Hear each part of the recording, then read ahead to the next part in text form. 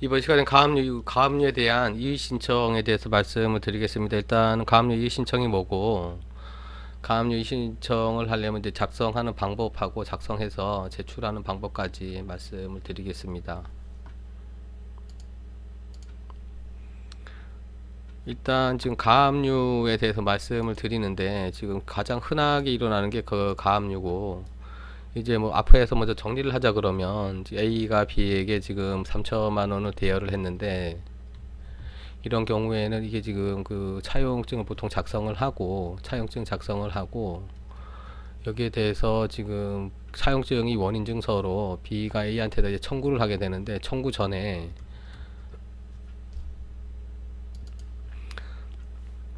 청구 이전에 지금 여기서 이 사람의 재산, 그 채무자의 재산에 대해 가지고 B의 재산에 대해, 그 A의 재산에 대해서 보전을 해놔야 되는데, 보전하는 방법이 이제 두 가지죠. 보전 소송이라 그러는데, 이제 그 여기에 대한 게 이제 본안 소송인데, 본안 소송은, 여기서 얘기하는 본안 소송은 지금 대여금에 대한 반환 청구 소송, 이걸 얘기하는 거고, 보전 소송이라는 건 이제 두 가지가 있는데, 가처분하고 가압류가 있어요. 가처분하고 가압류가. 근데 가처분 같은 경우에는 금전 이외에 대해서, 지금 예를 들면은 뭐 처분금지 가처분이라든가, 부동산을 처분을 못하게 처분금지 가처분이라든가 이렇게 하는 거고, 가압류 같은 경우에는 금전 채권에 대해서 지금 그 가압류라는 게, 가라는 게 임시를 얘기하는 거고, 압류라는 거는 일단은 지금 잡아놓는다는 얘기죠. 그래서 임시로 잡아놓는다는 얘기고, 가압류를 하게 되면 여기서 처분행위라는 건 뭐냐면, 매매를 한다든가 사용 수익을 한다든가 임대를 놓는다든가 이런 게 제한이 되니까, 여기에서 일단 가압류를 해놓고, 여기 이제 본안 소송에서 승소를 하면 이제 가압류된 부분을 이제 본압류로 바꾸고, 여기서 이제 집행을 해서 내가 이제 재산을 이제 갖고 오게, 금전을, 그 채권에 대해서 채권을 회수하게, 이렇게 절차가 마무리가 되는 거죠. 그렇게 되는데, 지금 상황이 뭐냐면, 보통은 A가 B에게 지금 B에게 3천만 원을 빌려줬고, A가 이제 B한테다가 소송을 걸어야 되는데, 소송 전에 일단 가압류를 했어요. 그럼 B 입장에서는 가압류를 당할 때, 가압류는 이제 보통 이제 부동산을 가압류한다든가, 아니면 통장을 가압류한다든가, 아니면 유체동산에 대해서 가압류를 한다든가, 뭐 자동차 이런 부분에서 가압류를 한다든가, 가압류가 가능한데, 가압류를 했는데 문제가 다툴 부분이 있다는 거죠. 여기 가압류 결정을 이제 법원에다가, A가 B에게 이제 가압류 신청을 하게 되면은 법원에다가 이제 그 가압류 신청을 하게 되는데, 법원에서 가압류 결정이 되면 이제 B한테다가 이제 가압류 결정문을 이제 송달을 하죠. 송달을 하게 되면 그때부터 알게 되고, 다툴 부분은 뭐냐면, 첫 번째가 동일해요. 지금 이 금액이 맞는 건지 여부하고, 두 번째가 이제 변제기가 지나야지 내가 그 이 사람한테 채무 불이행 상태에 빠지니까 그때부터 이제 청구를 할 수 있는데, 변제기는 지난 건지, 세 번째는 내가 진정한 채무자가 맞는 건지, 그리고 네 번째는 이 채권이 성립이 됐는데, 대여금이라는 채권이 성립이 됐는데, 이게 행여나 불법 원인 급여라는 게 있어요. 불법 원인 급여라는 게 뭐냐면, 예를 들어 가지고 불법이 원인이라는 게, 불법이라는 게 이제 말 그대로 법에서 허용하지 않는 행위를 얘기하는데, 뭐 그래서 청부 살인을 촉탁을 하면서 돈을 지급을 했다든가, 아니면은 지금 뭐 도박에 대해 가지고, 도박도 이제 불법이니까 이런 자금에 대해 가지고는 지금 돈을 청구하는 원인 자체가 불법이기 때문에, 이런 부분에서 법이 조력할 수가 없으니까, 이제 이런 부분에서 불법 원인 급여가 맞는지, 이런 부분을 갖다가 여기서 다툴 수 있다는 거예요. 그래서 다투는다는 게, 가압류가 결정해서 결정문을 받았으면, 결정문 받은 날에 대해서 여기에 대한 가압류에 대한 이의 신청을 하게 되는 거죠. 이의 신청을 해서 이게 받아들여지면 가압류가 이제 실효가 되니까, 여기서 이제 가압류를 다툴 수 있다는 거예요. 그래서 그 정확하게 얘기하자면 그거죠. 가압류에 대한 이의 신청이 되는 거고, 이의라는 건 아까 다툴 수 있는 부분이 뭐 금액이라든가 변제기라든가 채무자라든가 불법 원인 여부라든가, 불법 원인 급여라는 여부라든가, 이런 부분을 다투어야 되는데, 다툰다 그러면 보통 이제 금액을, 내가 지금 실제로 금액을 갚아야 되는 금액이 맞는지, 변제기는 지났는지, 내가 채무자가 맞는지, 이건 불법 원인 급여가 아닌지, 그런 부분에 대해서 다툴 수 있으니까 그렇게 다투게 되는 거고, 다투는다 그러면 이제 이의 신청서를 작성을 할 거예요. 그래서 먼저 여기 동일하게 지금 법률구조공단에 들어가시면 법률 정보에 법률 서식에 들어가고, 법률 서식에서 이제 가압류된 이의 신청,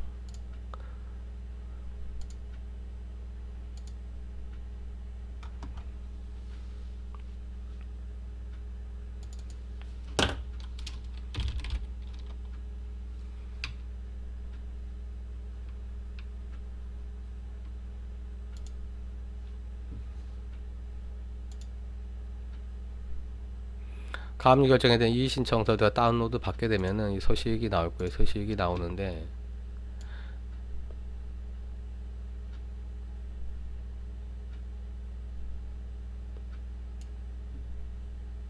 가압류 결정에 대한 이의신청이고, 우리가 지금 가압류 결정문을 받아서 여기에 대해서 지금 가압류가 부당하다는 신청을 하는 이의신청서고, 가압류 결정문을 받게 되면 신청인 채무자하고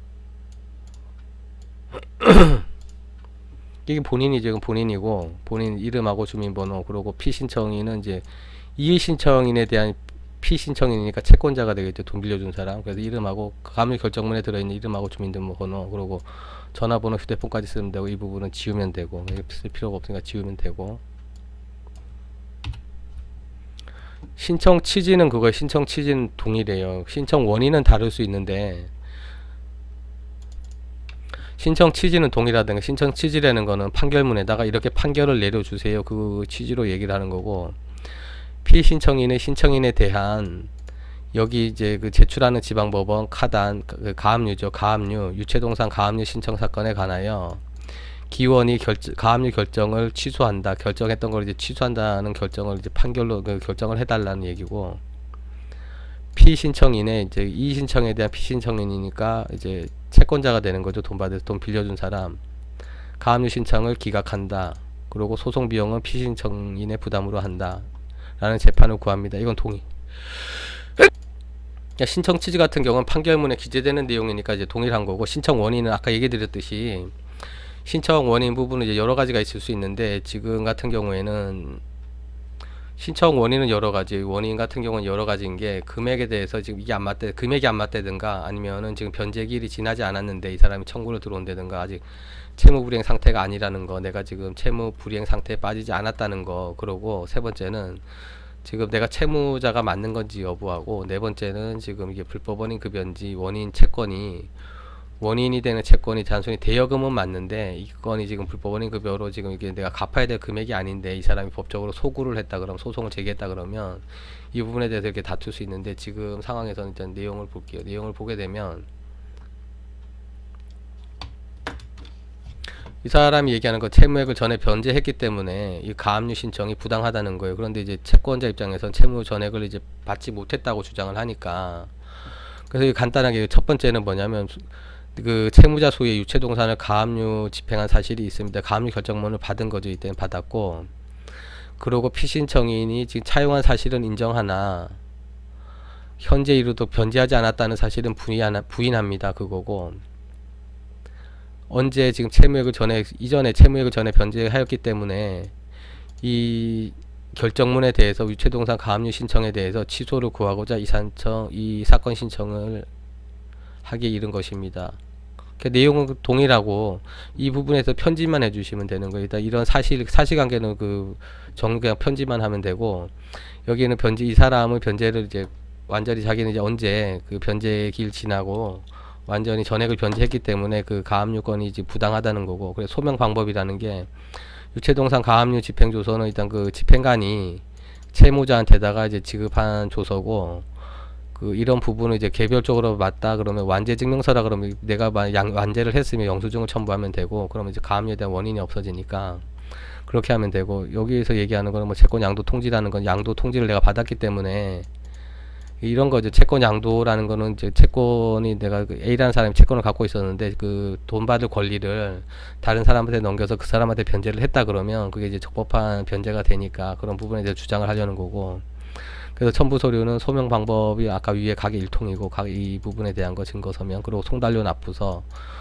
납부서는 말씀을 드리지만 일단 신한은행에 가셔서 지금 이의신청서 같은 경우에는 송달료를 지금 5,100원씩 해서 2회분만 납부를 하게 되면 1,200원이고, 1,200원을 신한은행에 가면은 전표가 있고, 송달료 전표를 은행에다가 제출하면 전표 영수증을 줄 거예요. 영수증을 주면 A4 용지에다가 영수증을 풀로 붙여가지고 신청서랑 첨부해가지고 제출을 하면 돼요. 그래서 지금 신청인은 이렇게 작성을 해서 위신청인 누구 이제 작성을 하면 되고, 지방법원은 가압류 결정문을 받았던 지방법원, 관할 법원을 하면 되고, 집행법원이라는 건 아까 얘기대로 가압류 결정문 받은 법원에다 제출을 하면 되고,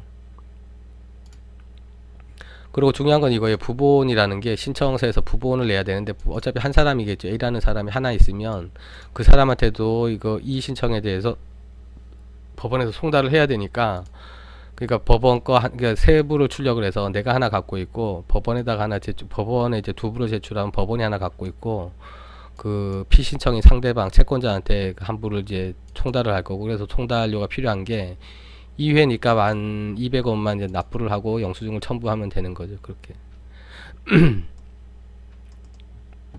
그래서 가압류에 대한 가압류 결정에 대한 이의 신청 같은 경우에는 지금 그 두 가지 그 세 가지 정도의 가압류가 일단은 A가 B한테다가 돈을 빌려줬는데 A가 B에게 돈을 빌려주고 B에게 3천만 원을 빌려주고 A가 이제 채권자고 A가 채권자라고 그러고 B는 돈을 갚아야 되는 사람이니까 채무자라고 그래요. 그래서 보통 이제 권리라는 얘기고 권리, 의무 이렇게 되는 건데, 그 채권자가 A라는 채권자가 B한테다가 이제 그 보전 소송을 할 때 정리를 하자 그러면 일단 소송은 이렇게 돼요. 이제 계약 그 소비대차에 대해서 차용증이 작성이 돼서 소비대차 계약이 작성이 됐고 변제 기일이 지나게 되면 A가 이제 그 B가 변제를 해야 되는데, 변제를 하기 전에 이 사람이 그 B가 가지고 있는 유일한 재산이 예를 들어서 뭐 부동산이라 그러면 부동산에 대해서 가압류를 신청을 해놔야지 이 사람이 처분을 못하니까, 내가 말 그대로 판결문을 받아서 승소를 하게 되면 이 건에 대해서 집행을 해서 내가 이제 돈을 받아야 되니까 이런 부분을 이제 보존소송이라 그래요. 보존소송을 일단 먼저 제기를 하는 거고, 보존소송에서 지금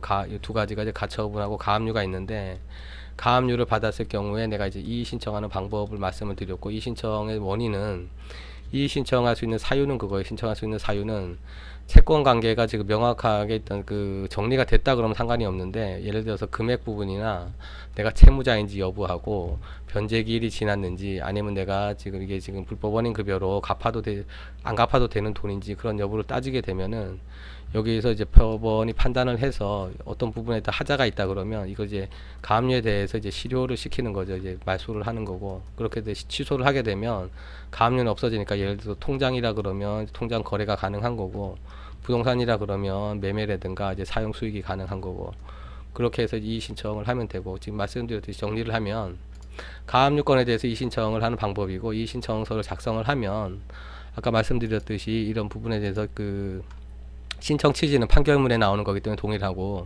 신청 원인에 대해서 아까 말씀드린 네 가지 사실에 대해서 지금 다툴 부분은 다투고, 그래서 제출 방법은 제출 법원은 이제 가압류 결정문을 했던 법원, 그리고 부본은 어차피 상대방 수만큼 A도 받아야 되니까 이 신청 대해서 어떻게 왜 이 신청이 들어왔는지 받아야 되니까 그 부분을 내는 거고, 이 그 채권자한테다가 이제 부본을 송달하려 그러면 등기료가 필요하니까 송달료를 2회분을 납부를 하게 이렇게 됩니다. 그래서 제일 중요한 거는 여기서 이 신청에 대한 사유, 신청 원인이 가장 중요하니까 그 부분을 일단 지금 뭐 다퉈야 될 부분이 있다 그러면 그 부분을 일단 명확하게 해서 여기다 작성을 하면 됩니다. 그리고 다른 거는 뭐 이제 나머지 부분에 대해서는 이거는 지금 가압류 결정문에 다 나와 있는 사항이기 때문에 그대로 이제 적으시면 되고, 그렇게 되세요. 그래서 일단은 지금 여기 사건 번호 같은 경우에도 가압류 결정문에 나온 거고, 이 부분은 이제 사건 번호만 넣어서 일단은 여기서 그 정리를 하면 되고, 신청 원인만 정리를 하면 되니까 크게 어렵지 않게 가압류에 대한 이의 신청을 하게 되면 받아들여지는 경우에 가압류가 해지가 되니까, 이제